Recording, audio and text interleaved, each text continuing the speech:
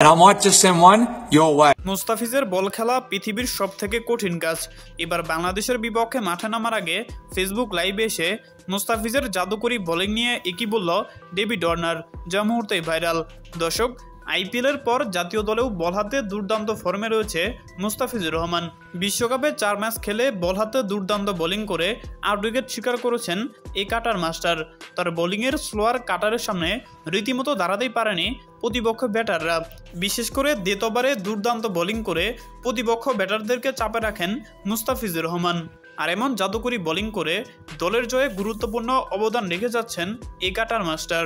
আর আগামীকাল বিশ্বকাপের সুপার 8-এ নিজেদের প্রথম ম্যাচে শক্তিশালী অস্ট্রেলিয়ার বিপক্ষে মাঠে নামবে টাইগাররা।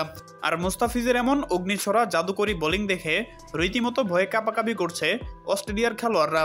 আর তাই তো আজ ফেসবুক লাইভে এসে ডেভিড ওয়ার্নার বললেন, মুস্তাফিজ বল হাতে দুর্দান্ত ফর্মে রয়েছে, সে দলের প্রয়োজনে যে কোনো মুহূর্তে ভয়ঙ্কর হয়ে উঠতে পারে।